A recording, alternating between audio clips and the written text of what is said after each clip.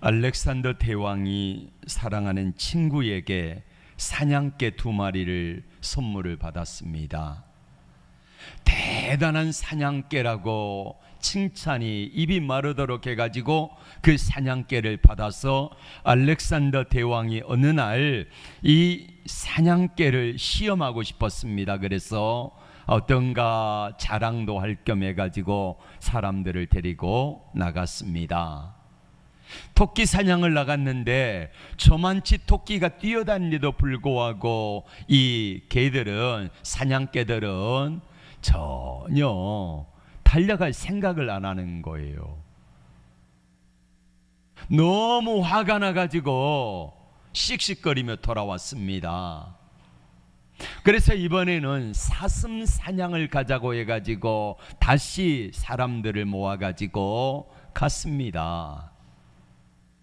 근데 사슴이 저 앞에 지나가는데도 불구하고 이 사냥개들은요, 미동도 안 하는 거예요. 너무 화가 나가지고요, 그 자리에서 화살로 쏘아서 사냥개 2마리를 죽여버리고 말았습니다.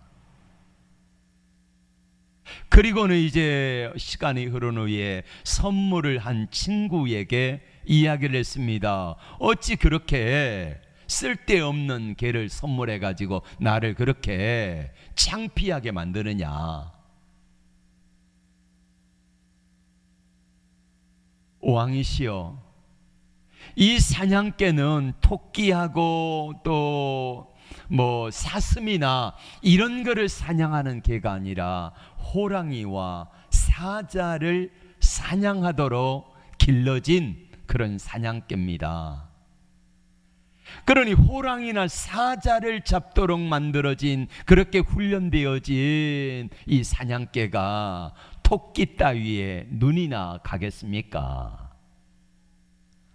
알렉산더 대왕이 이 2마리 용맹한 사자와 맹수들하고 싸워서 이기는 그런 2마리의 사냥개를 오해한 거지요. 아니, 사람을 보내가지고 좀 물어봤더라면 그 귀한 사냥개를 죽일 일은 없었지 않겠습니까?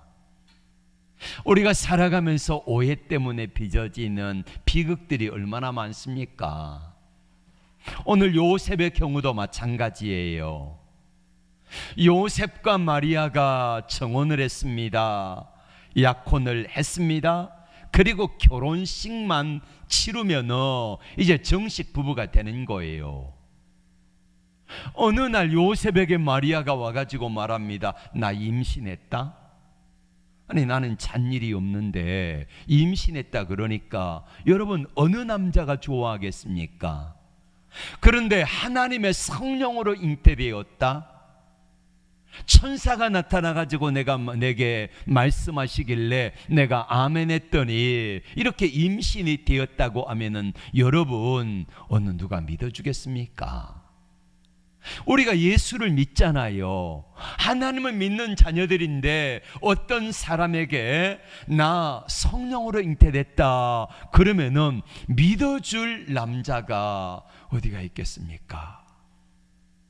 2000년 전에나 지금이나. 그래서 요셉이 고민을 한 겁니다. 어떻게 할까? 그러다가 요셉이 결정을 합니다. 가만히 끊어야지. 가만히 끊고자 하여. 자, 여러분, 요셉과 마리아가 약혼을 했고, 그래서 가만히 끊으면은 요셉에게 어떤 불리한 일들이 일어날지 여러분 생각해 보셨습니까? 요셉의 아내 마리아하고 내가 잠을 자지 않았는데 아내가 임신해가지고 배가 불러온다, 이렇게 해서 가만히 끊는다는 말은 무슨 말이냐면은 이혼 증서를 써주고, 그리고는 이제 당신 마음대로 어느 남자에게나 결혼해도 좋다 하는 게 바로 이혼 증서입니다. 그러면 생각해 보세요. 배가 불러오는데 어느 남자가 받아들일 수 있겠습니까? 그러면 요셉이라고 하는 남편이 가만히 끊으면은 생기는 문제가 뭐냐면은 이 요셉이 욕을 바가지로 먹는 거예요.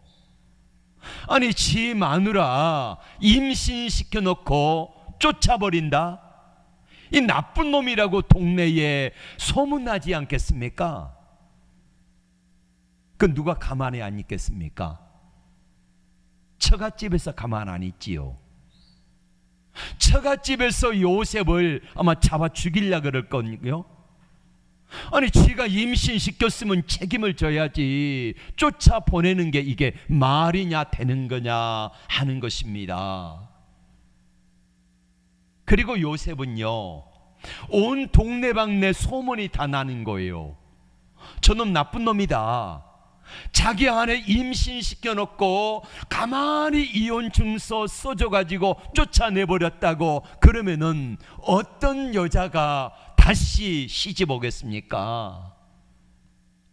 그러니까 요셉의 입장에서는 가만히 끊으면 돼요, 안 돼요? 안 되는 거예요. 그럼 가만히 끈타에 다른 반대말이 뭡니까? 시끄럽게 한다는 거지요. 요란하게, 시끄럽게. 그러면 어떤 게 요란한 것입니까? 온 동네 방내에 마리아를 데리고 가가지고 그 마을의 장로들을 앞에서 이렇게 말합니다. 나는 하나님 앞에 맹세컨대 내 아내하고 잔일이 없는데 내 아내가 임신했습니다. 이 여자가 불륜을 저지른 게 틀림없습니다. 그러니 나는 이 여자를 절대로 아내로 받아들일 수 없습니다 라고 이야기하는 거예요. 온 동네방네 소문을 다 내는 거예요. 시끄럽게 하는 거예요. 그렇게 해야만이 요셉이 욕먹지 않고 내가 사는 길입니다. 만약에 시끄럽게 해서 끊으면은 마리아에게 어떤 일이 생깁니까? 이 마리아는 돌에 맞아 죽는 거예요. 남편이 불륜을 저질렀다고 이렇게 하며 하나님의 말씀대로 이 마리아는 마을 사람들에게 돌에 맞아 죽는 게 이게 법이잖아요. 그래서 요셉은 생각한 것입니다. 가만히 끊자. 내가 욕을 먹더라도, 내가 처갓집에 몽둥이를 맞더라도, 내가 결혼을 다시 못하는 안이 있더라도 가만히 이혼 증서를 써주고 내가 사랑했던 마리아만이라도 목숨을 부지하게 만들자. 이게 요셉의 생각입니다. 그리고 가만히 끊고자 결심을 하면서 생각을 한 거예요. 분명히 마리아는 뭐라고 말했습니까? 천사가 나타나가지고 내게 말했다는 거예요. 내가 잉태한 이것은 하나님의 성령으로 된 거라 말했다는 거예요. 그런데 도무지 믿어지지가 않아요. 이런 일이 있다는 사실을 듣도 보도 못했잖아요. 그런데 그 일이 이루어졌는데 그래도 내 안에 청혼한 약혼자 마리아는 믿고 싶은 거예요. 과연 그럴까? 정말 내 아내 마리아가 불륜을 저지르지 않았을까? 과연 성령의 음성으로 하나님이 성령의 능력으로 잉태되게 하셨을까? 이런 생각을 하면서 가만히 끊고자 하는 그 밤에 이 요셉이 얼마나 애타했겠습니까? 그러면서 그 밤에 얼마나 하나님 앞에 기도했겠습니까?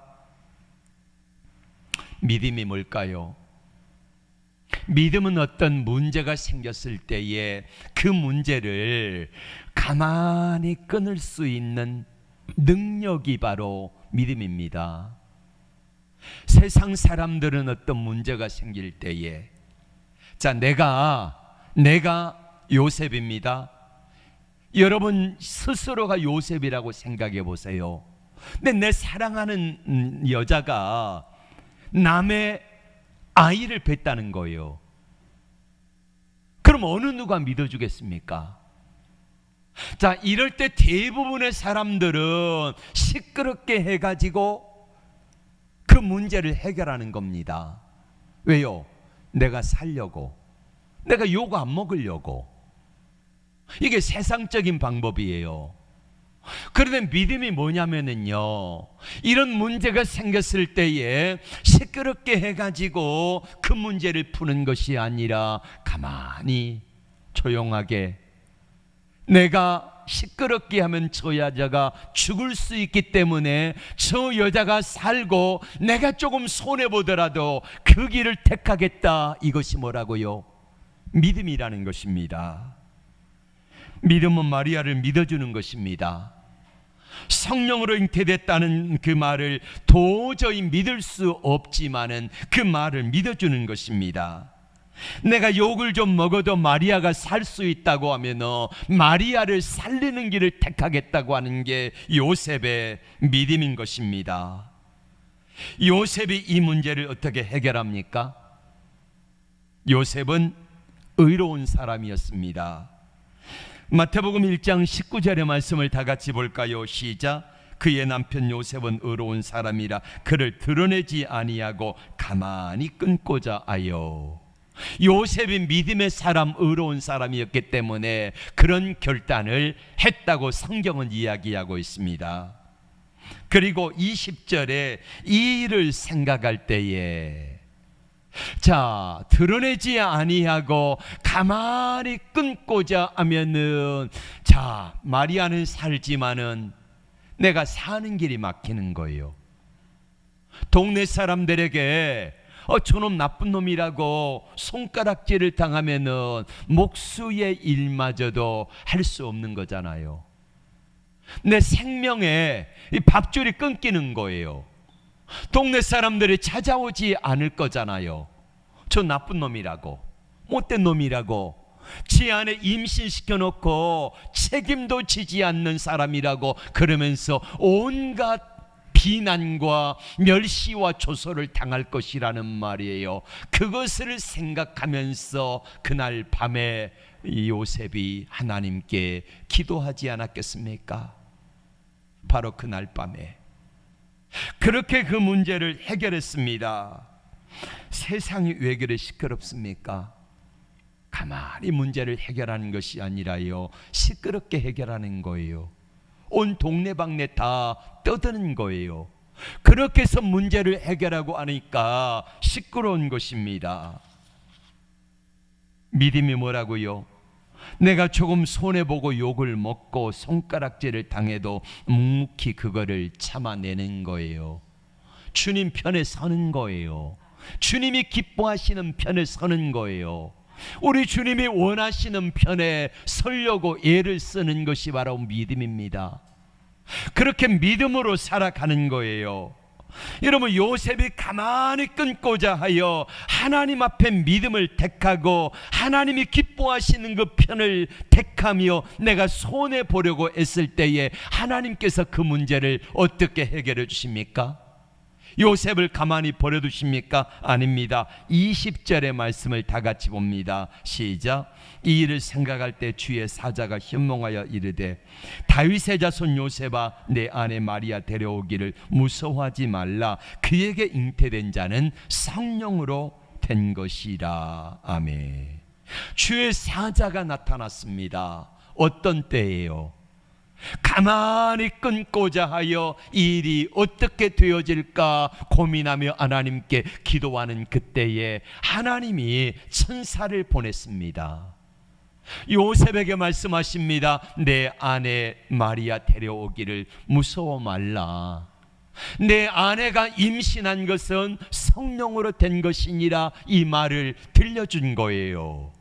여러분, 이 말을 누구에게 들었습니까? 천사에게 듣기 전에 누구에게, 내가 임신한 것은 성령으로 됐다는 말을 누구에게 들었어요? 마리아에게 들었잖아요. 자, 마리아가 요셉에게 이야기했습니다. 내가 임신한 것은 성령으로 됐어요.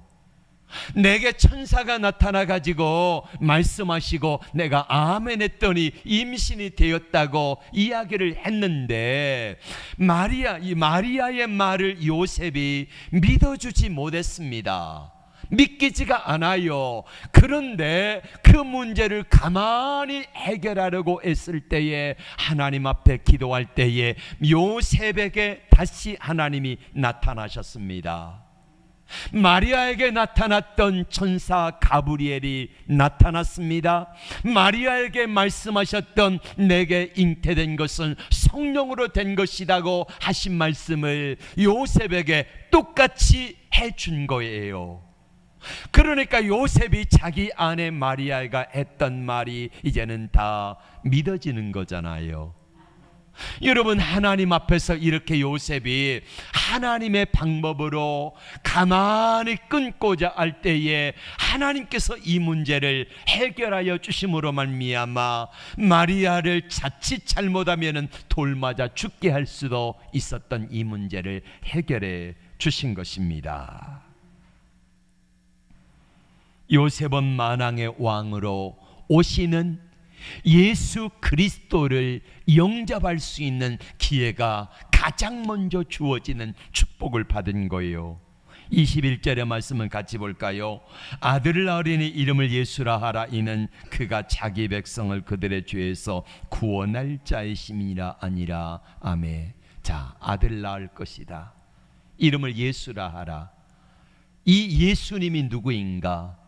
자기 백성을 세상의 많은 사람들의 죄에서 구원할 자이심이라, 이렇게 말씀하시면서 예수님을, 하나님의 아들이신 예수님이 이 땅에 오시는 통로가 되는 축복이 그에게 맨 먼저 주어졌고, 가장 먼저 아기 예수님을 볼 수 있는 특권이 주어졌고, 그리고 예수님을 통하여 이 땅에 구원자가 오시는 놀라운 길을 예비하는 멋진 사람이 되었다는 것입니다.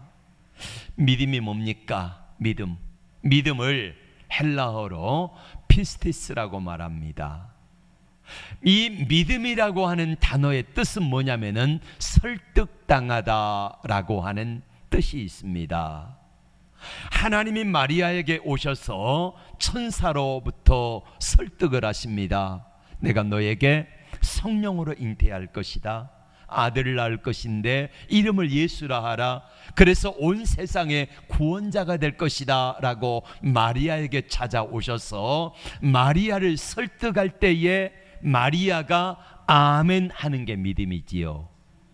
요셉에게 하나님의 천사가 나타났습니다. 내 안에 데려오기를 무서워 말라. 성령으로 잉태된 것이다 라고 설득을 했습니다. 그때 요셉이 아멘 그렇게 하겠습니다. 이게 믿음입니다. 여러분, 우리가 하나님이 우리에게 찾아오셔서 말씀을 통하여, 설교를 통하여서, 주위 사람들을 통하여서 우리를 설득하실 때에 그 말씀 앞에 우리가 아멘 하는 게 뭐라고요? 믿음이라는 겁니다. 이 믿음으로 내가 고백할 때에 하나님이 내 인생에 개입하세요.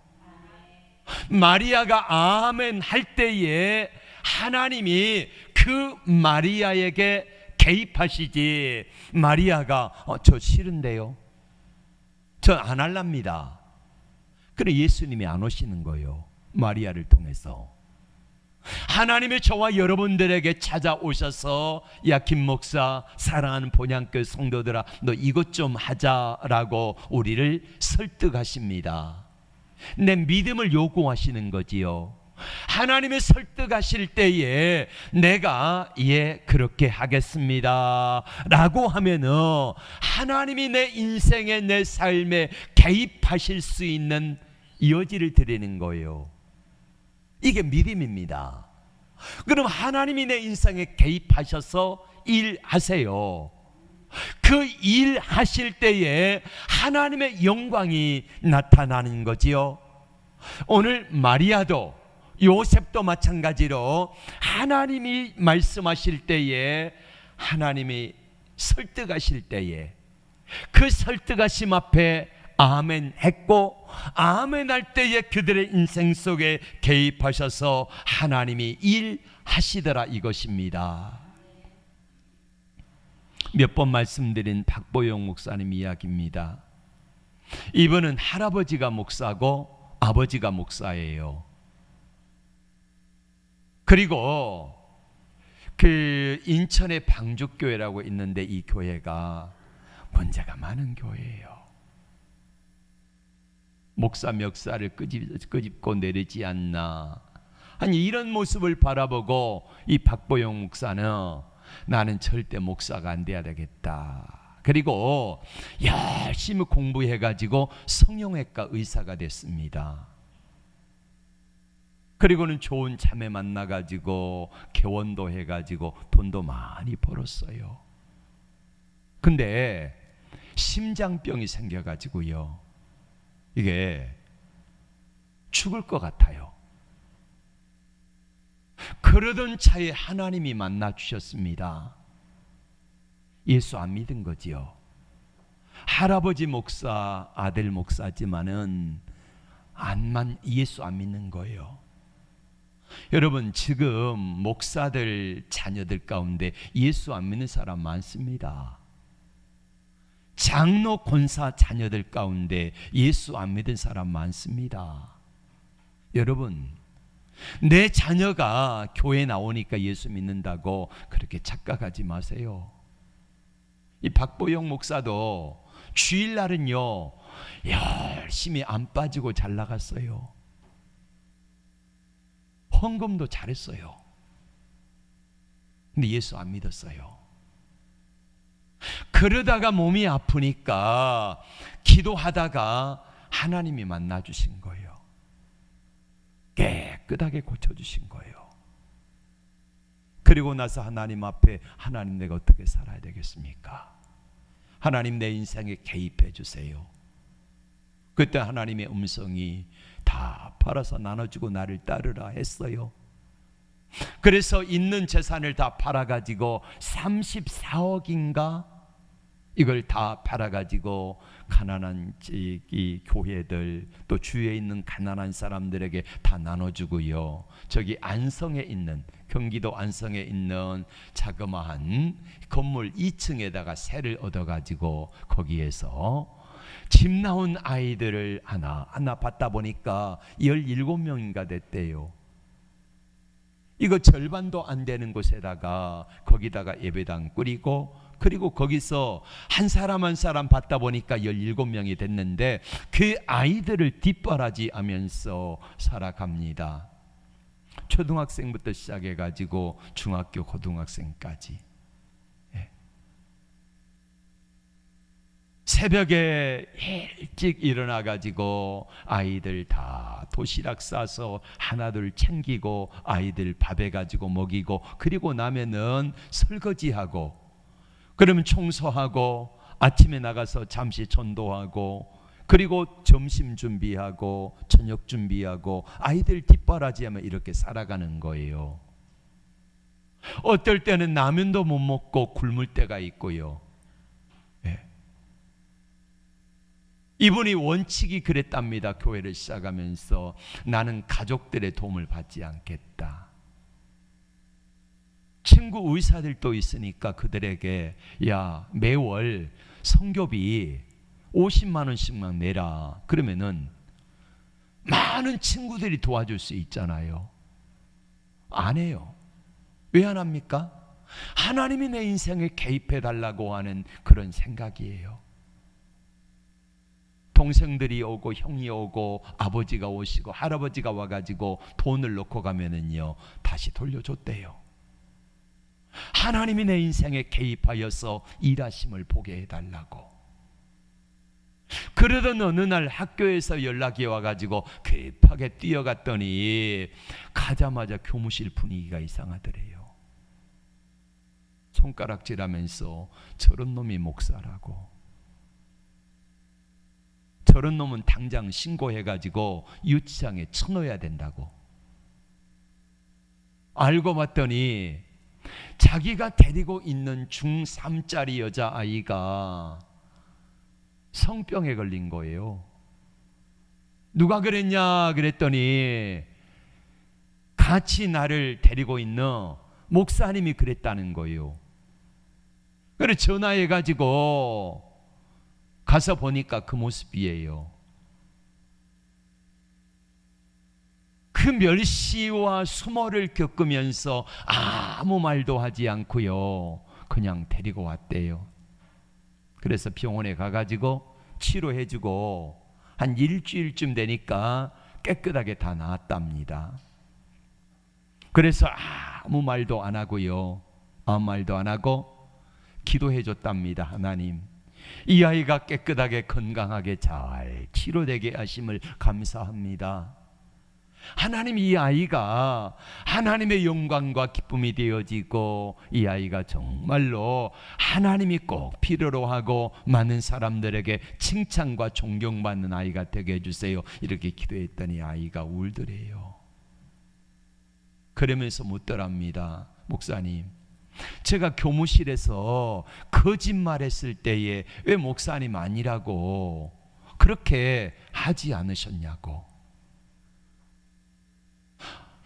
시끄럽게 했더라면은 가만히가 아니라, 가만히 참고 있는 것이 아니라 시끄럽게, 나는 절대 그럴 사람 아니다, 내 하나님의 이름으로 맹세한다, 나 그런 사람 아니다, 이렇게 했더라면은 오해도 풀렸을 것인데 왜 그랬냐고 그렇게 울면서 묻더래요.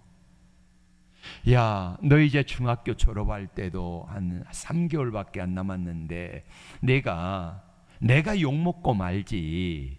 그리고 거기다 대고 내가 범인이라고 그렇게 지목해서 이야기를 했는데 내가 아니라 그러면은 너희 그 사람들이 믿어주겠느냐고. 어차피 안 믿어줄 건데 내가 둘러쓰고 말지. 그랬더니 이 아이가 이제 다음 날 가가지고 교무실에 가가지고 자초지종을 다 이야기를 한 거예요. 내가 집 나온 이유도 그 새로 어머니가 재혼해가지고 그 배다른 오빠가 있는데 그 배다른 오빠가 너무너무 힘들게 해가지고 나왔는데 그 오빠가 휴가 나와가지고 지나가다 그 오빠를 만났는데 그 오빠에게 이끌려가지고 일주일 동안 이렇게 있으면서 성병에 걸렸다는 거예요. 그 이야기를 선생님들에게 다 이야기를 하니까 선생님들이 오해가 풀렸잖아요. 우리 목사님 아니에요, 왜 우리 목사님한테 욕하세요? 막 따지고 들으니까. 그래서 박보영 목사한테 선생님들이 찾아오기도 하고 전화 오기도 하고 정말 잘못했다고, 오해해서 미안하다고 그런 일이 있었대요. 그리고 나서부터 하나님께서 그 교회에 개입하시는데 10몇 년 동안 성도들이 한 사람도 안 오더래요. 왔다 가버리고. 왜냐하면은 여러분 17명이 그 아이들이 예배를 드리는데 예배도 아니고 성경 한 장 읽고 하나님이 이렇게 말씀하신다, 자 우리가 이렇게 살아야 된다, 이제 강의식으로 이 아이들에게 설교하고 찬송 한 장 드리고 성경 읽고 기도하고 마치는 게 이게 예배예요. 아이들이 뭘 알겠습니까? 그 10몇 년 동안 했는데 사람들이 안 오더래요. 한 사람 딱 왔는데 이 한 사람 온 사람 누구냐면은 그 옛날에 그 우유 대리점 한 사람 있잖아요. 그래서 우유 대리점 하는 부부가 왔는데 와가지고 가끔 우유를 갖다 주는데 갖다 주면 그걸 먹었대요.